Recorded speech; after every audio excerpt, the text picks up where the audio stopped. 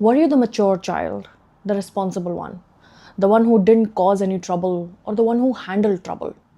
Maybe you were rebellious, or maybe you were given responsibilities that only adults should carry. The child who understood adult emotions before anyone explained them, the one who was called hypervigilant and was wise for their age.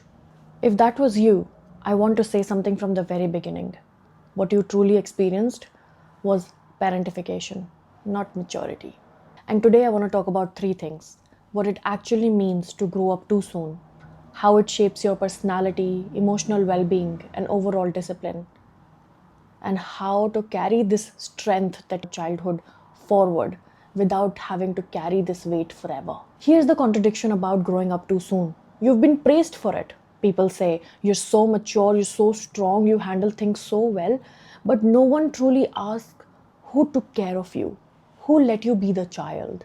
You learn to cope early, but coping isn't as same as being cared for. In my life, I didn't grow up early because I wanted to. I grew up early because I had no choice. I was physically violated almost on a daily basis by my mother. And when she turned to my aunt, who was known as a child fixer, using severe physical punishment known as lessons, when she ended up harming me more severely, my mother always turned a blind eye. There was no safety, no repair, there was no adult regulating emotions in that house.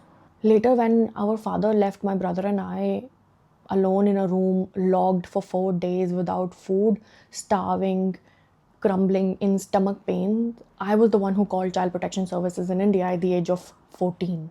At that point in time, when we were starving for 4 days, I had given meaning to our sufferings. And I asked myself, we don't deserve this. There has to be a direction forward. This cannot be the end of our story.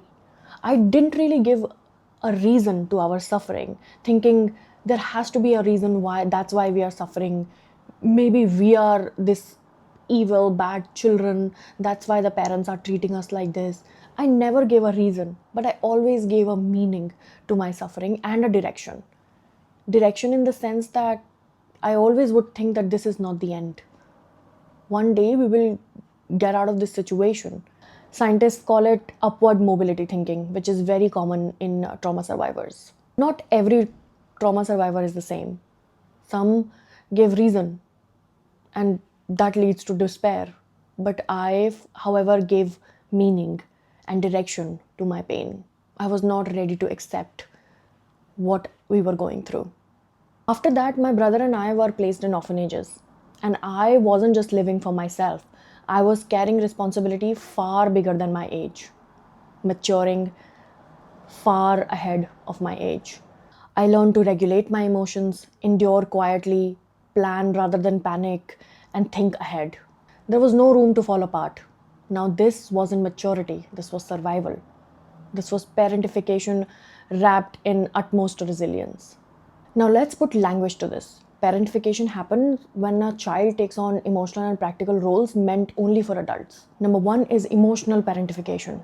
You become this emotional container, managing others' moods, staying calm so others don't explode, suppressing your needs so that the system survives. The second is practical parentification. You take on responsibility, become hyper reliable, protect your siblings, make adult decisions. Neurologically, this is something very important. Your brain develops early emotional regulations, strong future planning, and most importantly, high tolerance for delayed gratification, meaning you don't stop chasing your goals even if it takes decades. Most people give up seeing no result, but you would not stop chasing your goals until you attain it. This is why many parentified children grow into disciplined adults, high achievers, people who stay calm in acute crisis. Here's the part people don't talk about. This development happens under stress, not safety. So while you look strong on the outside, your nervous system is often over responsible, hyper vigilant, and often you are able to not really rest properly. Let me name some signs to see which one land. You feel more comfortable handling crisis than asking for help. You feel guilty resting or doing nothing. You're emotionally very intelligent, but consistently emotionally quite tired. You always feel responsible for other people's well being. You struggle to receive care without discomfort. You learn to self soothe very early, and you equate love with responsibility. Let me tell you something, these are not personality flaws, these are just adaptations. Caring for my brother, planning a future, using education as an exit, I knew my pain meant something. All this suffering had to lead somewhere. I became future oriented, meaning I was creating future scenarios. And when my reality didn't match with the future that I was thinking about, I started working relentlessly to make it that way. But here's the quiet truth I've had to learn as an adult. What once saved you doesn't have to consume you. Meaning, future oriented thinking is absolutely necessary, but it should only guide you, it should not consume you. If you grew up too soon, there are three things that helped me that may help you. Number one, recognize that your maturity was learned, it was not innate. You weren't born responsible, you adapted. That means you can also relearn softness in your adulthood. Number two, separate your worth from responsibility. You don't have to carry everything to deserve love. You don't have to prove, make other people laugh, seek validation, seek attention to make sure other people like you or love you. Your existence alone is enough. If it is not, then they're not really your people, are they? Number three, redefine strength in safety. Strength in chaos looks like endurance, but strength in safety looks like rest, boundaries, and asking for help without feeling uncomfortable. That transition is not a weakness, it's healing.